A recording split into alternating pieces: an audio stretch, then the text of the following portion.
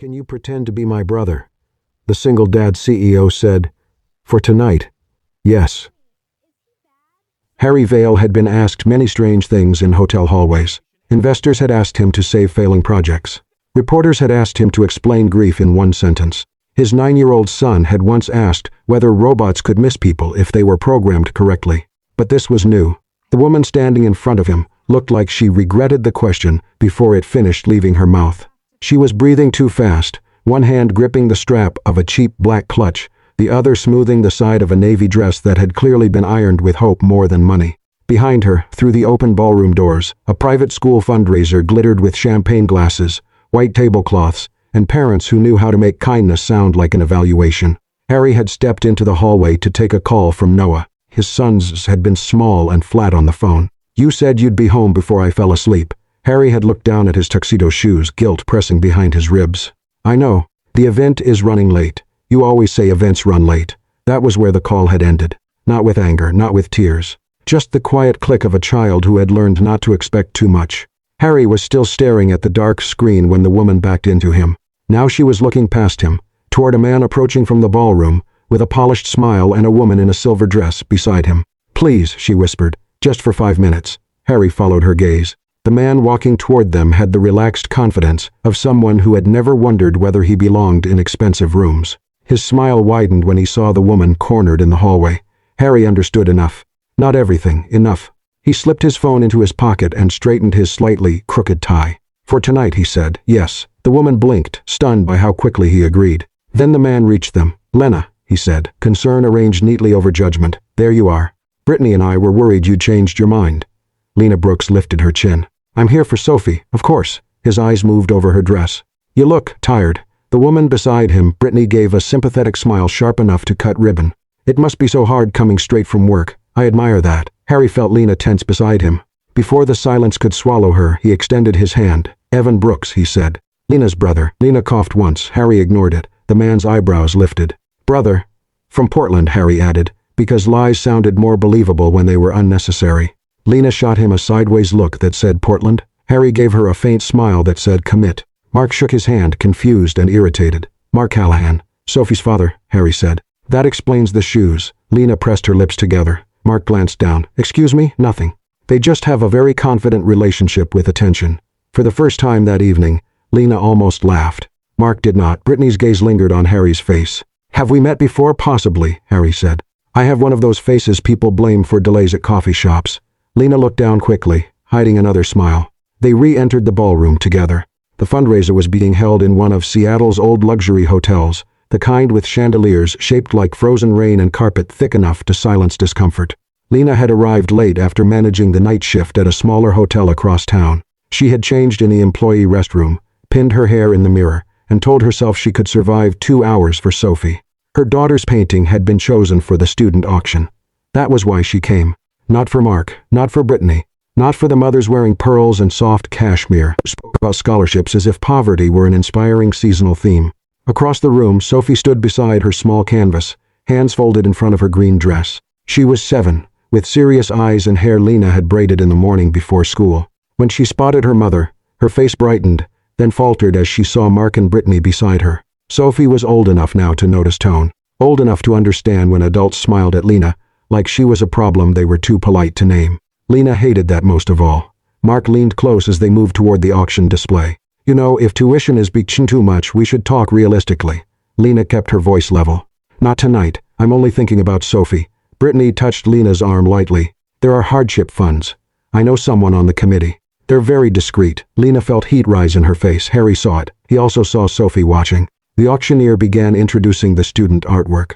When Sophie's painting came up, Mark smiled in a way that made Lena uneasy. It was a watercolor of a strange, beautiful house with many doors, each painted a different color. Some were large, some tiny, some crooked. There were windows glowing yellow, and a garden path that seemed to lead in every direction. The bidding started gently. Then Mark chuckled to a nearby parent. Lena always did have a soft spot for emotional financial decisions.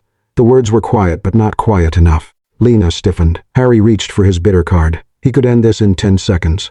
Raise the price absurdly high. Silence, Mark. Make Sophie's painting the most expensive piece in the room. It was what Harry Vale knew how to do. Write the check, solve the problem, control the room, but Lena's eyes caught his. No, not pleading. Warning, do not make me smaller by making yourself bigger. Harry lowered the card. Instead, he stepped towards Sophie and crouched slightly so he was at her level. This is an impressive house, he said. Can you tell me why it has so many doors? The room quieted, because wealthy adults loved few things more than a child saying something meaningful in formal wear. Sophie looked at Lena first. Lena nodded, then Sophie looked at the painting. It's for people who don't know which door they're allowed to use, she said. So there are lots of doors, that way nobody has to feel locked outside. No one spoke. Even Mark seemed briefly stripped of commentary. The auctioneer lowered his paper.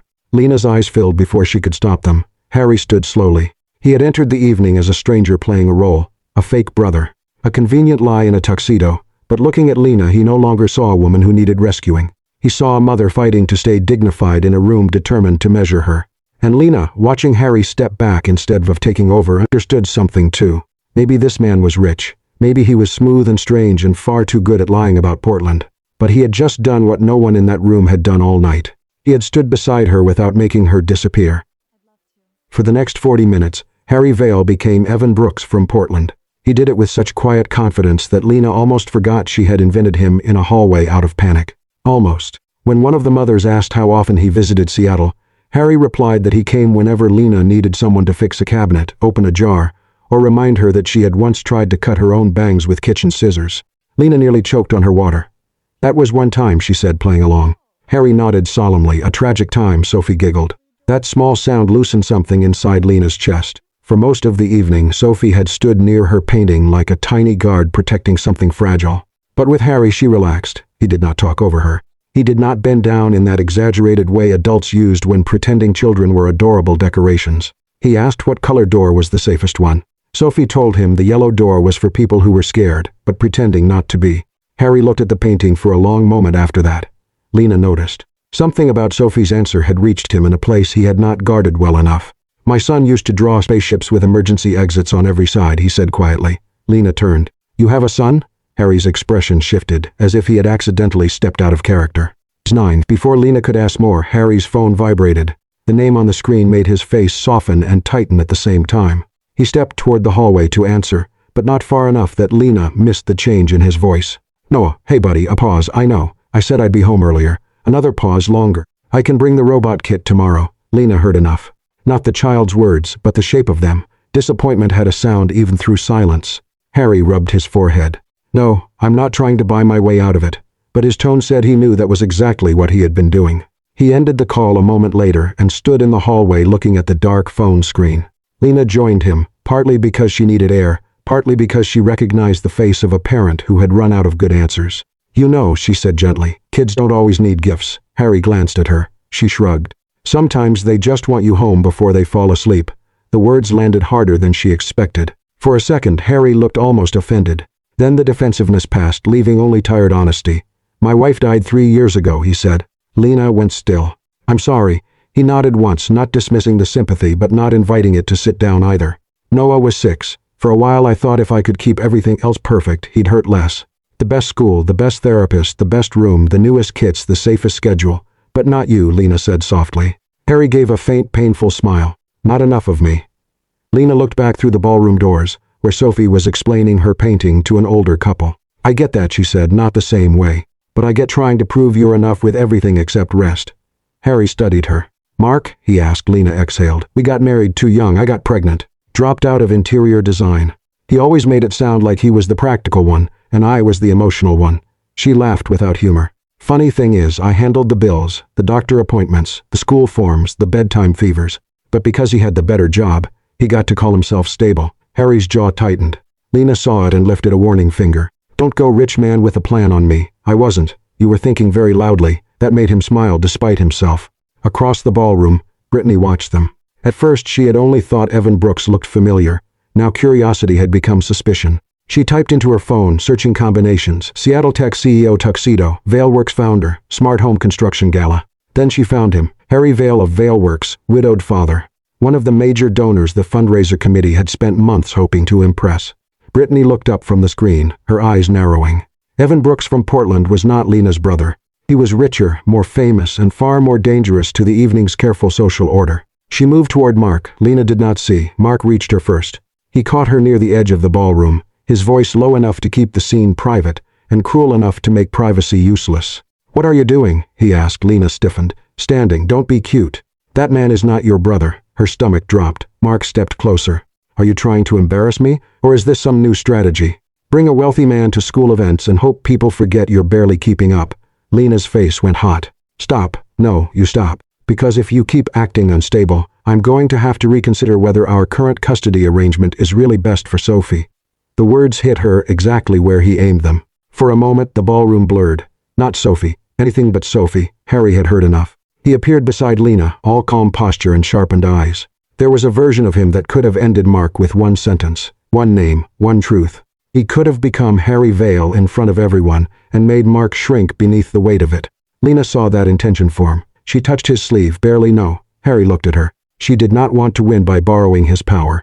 She did not want Mark silenced because a richer man had entered the room. So Harry stayed Evan. Or perhaps, for the first time that night, he stayed simply himself. He looked at Mark and spoke evenly. "Threatening of mother with her child doesn't make you look responsible. It makes you look afraid of losing control." Mark's face hardened. "This is none of your business. You made it everyone's business when you used Sophie as leverage." Lena's breath shook, but she did not step back. For once, someone stood beside her without speaking over her. Mark glanced toward the ballroom, aware now that a few people had begun to watch. His polished expression returned, but not completely. "This isn't over," he said. "No," Lena replied, surprising herself. "But this conversation is." Mark walked away. Harry did not touch Lena. He did not ask if she was all right, because they both knew she wasn't. He simply stood there until she could breathe normally again. After a moment, Lena looked at him. "Thank you," Harry nodded. "But don't make me your redemption project," she added. He seemed to absorb that carefully. Then he said, "I think tonight I'm learning the difference between helping and taking over." Lena looked through the ballroom doors, where Sophie was smiling beside her painting. "So am I," she said. Behind them, Brittany slipped her phone into her clutch, and the truth waited, bright and dangerous, for the right moment to enter the room. The auction began with practiced warmth. A woman in pearl stepped onto the small stage at the front of the ballroom and tapped the microphone twice. The room quieted into polite attention, champagne glasses lowered. Parents turned from private conversations to public generosity. On the screen behind the stage, photographs of student artwork appeared one by one. Lena stood near Sophie's painting with one hand on her daughter's shoulder. She should have felt proud. Instead, she felt the lie breathing beside her. Harry was still there, calm and composed, playing the role of Evan Brooks from Portland, with a level of skill that would have been funny if Lena's nerves had not been fraying by the second. Every time someone called him her brother, shame moved through her in a fresh little wave. She had wanted 5 minutes. Just enough time to keep Mark from making her feel small in front of Sophie. But lies Lena was learning did not stay the size you needed them to be. Across the ballroom, Brittany leaned close to the PTA chair, a woman named Caroline Myers who smiled like she chaired committees in her sleep. Brittany said very little. She only showed Caroline something on her phone, a photo, a headline. "Harry Vale, CEO of Valework." Caroline's eyes widened. Within minutes, the information moved through the wealthiest corner of the room like perfume. Quietly, invisibly, everywhere at once, Lena noticed the change before she understood it. People began looking at Harry differently. Not as the mildly amusing brother of a tired single mother, but as an opportunity standing too close to the dessert table. Then Caroline returned to the microphone. Her smile had sharpened. "And before we continue with our student auction, we have a very special surprise tonight. It appears Mr. Harry Vale of Valeworks is with us." The room turned. Lena's stomach dropped. Harry became very still. Beside the stage, Mark looked from Caroline to Harry, then to Lena. Understanding arrived on his face slowly, then cruelly. His smile was almost soft with satisfaction. The fake brother was not a brother. He was a CEO, and Lena had brought him into the room wearing a lie. Caroline lifted a hand toward Harry. "Mr. Vale, would you be willing to say a few words?" Every eye moved to him, then to Lena. Sophie's fingers tightened around her mother's hand. Harry could have saved it. Lena knew that immediately. Men like Harry had a talent for turning disasters into charming misunderstandings. He could have laughed, claimed privacy, spun the lie into something harmless. He could have made himself the center of the room, and everyone would have let him. But he did not move. He looked at Lena, not asking permission to rescue her, asking what she wanted to teach her daughter next. Lena felt heat flood her face. Her throat tightened. For one terrible second, all she wanted was to disappear behind him and let the richer, calmer person explain everything away. Then she saw Sophie, 7 years old, scared, watching her mother with a look that made Lena understand the cost of one more lie. If Lena let Harry cover for her now, Sophie would learn that her mother's dignity needed a wealthy man to defend it. Lena released Sophie's hand gently. Then she walked toward the stage. The room seemed to stretch with every step. Her thrift store dress suddenly felt too thin. Her shoes hurt, her pulse beat in her ears. Caroline blinked when Lena reached for the microphone, but she handed it over because the room had already sensed drama, and polite people loved drama when it wore formal clothes. Lena looked out at the parents, teachers, donors, Mark, Brittany, Harry, and finally Sophie. Her voice shook at first. She admitted that Harry Vale was not her brother. She had met him in the hallway less than an hour earlier. She had asked him to pretend because she was embarrassed, overwhelmed, and afraid of being judged. A few people shifted uncomfortably. Lena kept going. She said she had been wrong to lie. She was not proud of it. But she would not apologize for wanting someone beside her in a room where being a single mother sometimes felt like arriving already accused. The silence deepened. Lena looked down once, then back up. She said scholarship should not feel like charity wrapped in manners. They should not make children feel as if their families were being inspected before being helped. And children like Sophie should not have to stand beside their artwork while adults whispered about whether their mothers were stable, respectable, or poor in the correct way. Mark's face hardened. Brittany looked away. Lena's voice steadied as she finished. She said Sophie had painted a house with many doors because children understood something adults often forgot. Belonging should not depend on which entrance someone thinks you deserve. When Lena stepped back, no one clapped at first. The room was too stunned. Then a teacher near the back began. A small, uncertain sound. Another person joined. Then another. Not everyone. Some faces remained tight with discomfort. But Lena had not spoken to win the room. She had spoken so Sophie would never think shame was the family inheritance. Harry walked to the stage after her. He did not take the microphone like a man claiming attention. He took it quietly, almost reluctantly. He confirmed his name was Harry Vale. Then he said the important part of the evening was not that a CEO had appeared at a school fundraiser under a fake name. The important part was that a decent mother had felt she needed to invent a brother to be treated with basic respect. He did not announce a giant donation. He did not turn the moment into a Valeworks headline. He simply looked around the ballroom and said that generosity which makes people feel smaller is only another form of power. This time the silence was heavier and cleaner. When he stepped away, Lena could finally breathe. But Mark was waiting near the side exit. His embarrassment had curdled into anger. He kept his voice low, but Sophie was close enough to hear. He said the lie would be useful in court. He said a judge might be interested in a mother who brought strange men into school events and invented family members. He said Sophie needed stability, not performances. Sophie's face crumpled. Lena turned just in time to see her daughter's tears spill over. That hurt more than anything Mark had said. Sophie whispered that maybe if her painting had not been chosen, none of this would have happened. Lena dropped to her knees in front of her. The ballroom blurred around them. Mark, Brittany, Harry, the parents, the auction, all of it faded behind the terrified little girl clutching the edge of her dress. Lena took Sophie's hands and told her the truth. Mommy had been scared. Mommy had made a wrong choice because she did not want people to look down on them. But none of it was Sophie's fault. Not the lie, not Mark's anger, not the whispers. And never, not for 1 second, was Sophie a burden. Sophie collapsed into her arms. Lena held her tightly, no longer caring who watched. Harry stood a few steps away, unable to look away from them. He thought of Noah, sitting at home with the robot kit he had not asked for, and a father who kept trying to replace presence with presence. He realized, with a quiet pain that went straight through him, that it had been far too long since he had told his own child the same thing. You are not the problem. You are not too much. You are not a project I am failing to manage. You are my son. Rain fell hard over Seattle by the time the fundraiser ended. Harry offered to drive Lena and Sophie home, not with the polished confidence of a man trying to take charge, but carefully, as if he knew the wrong tone could turn help into pressure. Lena almost refused. Then Sophie yawned in the lobby, clutching her rolled-up painting with both hands. And Lena remembered the bus stop was 6 blocks away in the rain. So she accepted. The car was warm and too quiet. Sophie fell asleep within 10 minutes, her head against the window, one hand still resting on the cardboard tube that held her painting. Harry kept both hands on the wheel. Lena watched the city lights blur across the wet glass and felt the strange exhaustion that came after surviving public humiliation. She wanted to thank him again.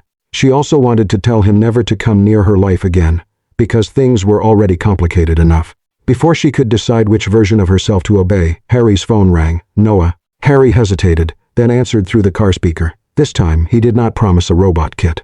He did not offer a weekend trip or a new model train or anything shiny enough to cover absence. He simply asked his son if he wanted him to come home right away. The silence on the other end was long. Then Noah's small voice filled the car, flat with hurt. He said he did not need another robot. He just wished Harry would stop acting like everything could be rescheduled. Harry's face changed. Not dramatically, not for show. Just enough for Lena to see the sentence hit the place he usually kept protected. He told Noah he was coming home. After the call ended, Harry did not apologize for the awkwardness or make a joke. He only drove through the rain with a grief Lena understood more than she wanted to.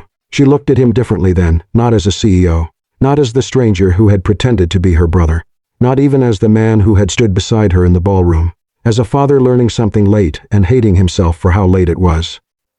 By morning the story had escaped the hotel. A local parenting blog posted first, "Single mom brings CEO as fake brother to school fundraiser." Then came the comments. Some people called it romantic, others called it embarrassing.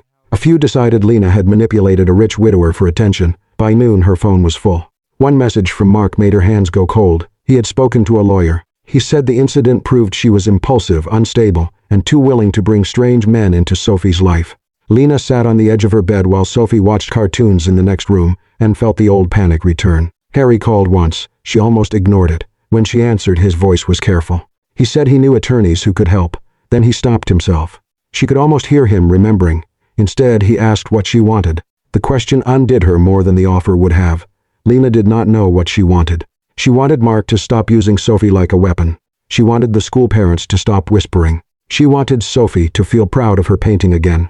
She wanted to sleep for 12 hours and wake up in a life where every choice did not feel like evidence in a courtroom. So she said the only thing she could. She needed time. Harry gave it. But time did not protect the children. On Monday, Sophie came home quiet.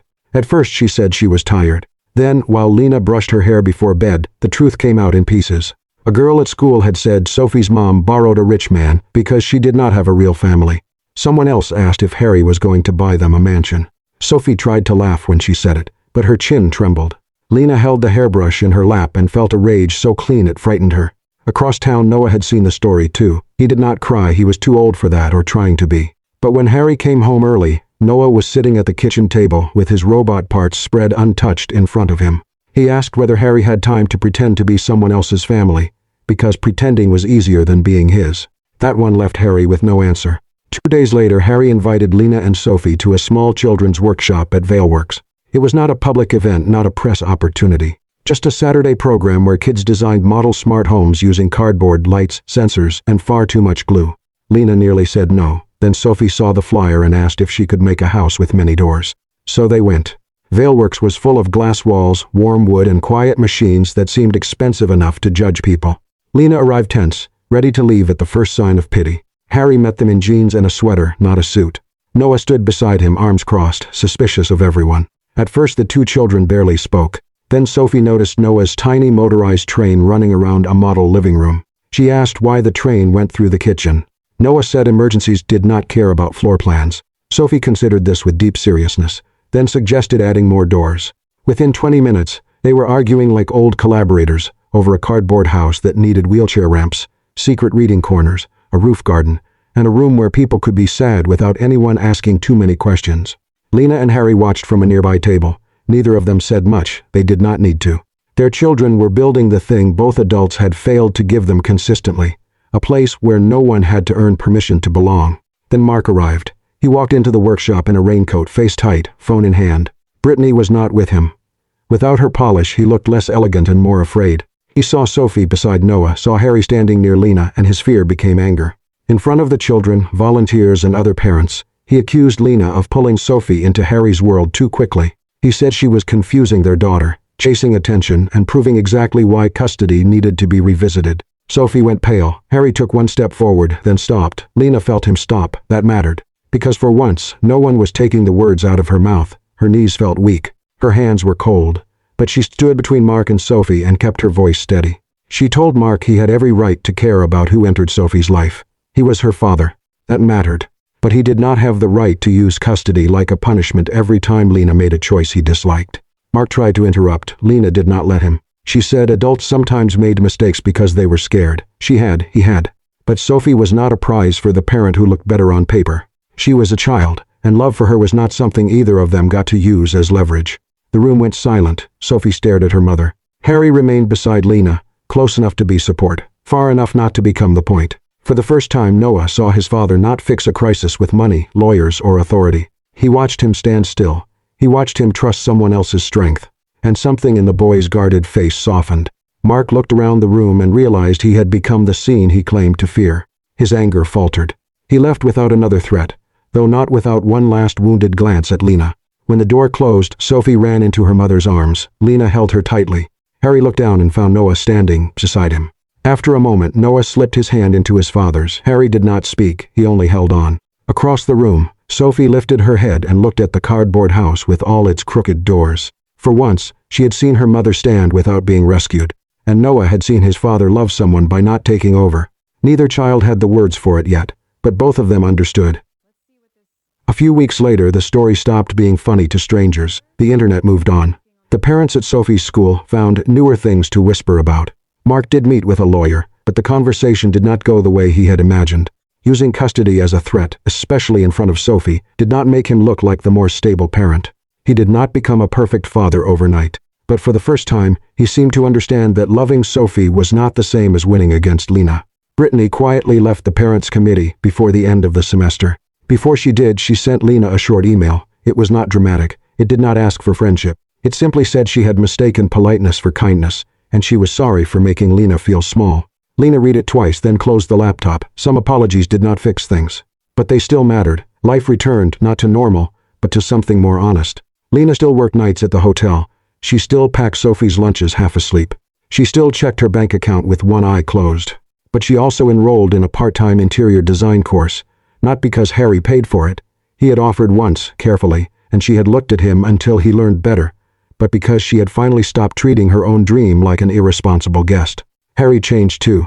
He stopped treating fatherhood like a calendar problem. Twice a week he came home early for dinner with Noah. No phone, no laptop, no expensive apology waiting in a box. Sometimes they talked about Noah's mother. Sometimes they built crooked robot bridges. Sometimes they just ate spaghetti in silence. And Harry learned that presence did not always need a speech. Lena and Harry did not rush. They texted about school forms, workshop schedules, Sophie's drawings, Noah's trains.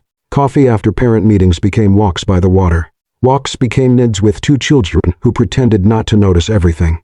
Sophie and Noah finished their cardboard house together. It had 14 doors, 3 ramps, a train track through the kitchen, and one small room labeled, "For being sat safely." The school displayed it at the spring art night. Lena arrived wearing a simple green dress Sophie had chosen. Harry came with Noah, no tuxedo, no fake name, no performance. When Lena saw him, she smiled. "So," she said, "who are you pretending to be tonight?" Harry looked at Sophie, then Noah, then back at her. "No one," he said. "If you'll let me, I'd just like to be the man standing beside you." Lena's smile softened, but before she could answer, Sophie grabbed Noah's hand and dragged him toward the snack table with the solemn urgency of children who knew adults needed privacy. Harry reached into his coat pocket. Lena's eyes narrowed. "Harry, it's not what you think. It had better not be a check." He laughed, nervous for the first time since she had known him. He opened his hand. Inside was a tiny brass key, not expensive, not jeweled. Just a simple old-fashioned key tied with a yellow ribbon. Lena stared at it. Harry's voice lowered. "Sophie once said a good house has enough doors so nobody feels locked outside." He swallowed. "I don't want to buy you a house. I don't want to rescue you from your life. I love your life because you're in it. I love Sophie's drawings on the fridge, your terrible night shift coffee, the way you argue with broken lamps before fixing them." Lena's eyes filled. Harry continued, quieter now. "This key is to nothing yet. Just a promise that if one day we build something together, it will have every door you need. One for Sophie, one for Noah, one for the people we lost. One for the parts of us that are still scared." He stepped closer, but not too close. Then he knelt. Not in a grand public way, not as a CEO making a scene, just as a man asking a woman who had never wanted to be owned by anyone. "Lena Brooks," he said, "will you marry me someday? Not tonight, not because we need a happy ending, but because I want to spend my life earning the right to stand beside you." Lena covered her mouth. Across the room, Sophie whispered far too loudly, "Mom, say something before he gets knee problems." Lena laughed through her tears. Then she took the key. "Yes, some days, slowly, with a lot of doors." Harry stood, and this time when he took her hand, it was not rescue. It was choice. Behind them, Sophie and Noah's cardboard house glowed under the school lights, crooked and imperfect and full of doors. And Lena finally understood. Family was not always the people who shared your blood, or the people who played a role for one night. Sometimes family began when someone could have walked away after the pretending ended, and chose, day after day, to stay.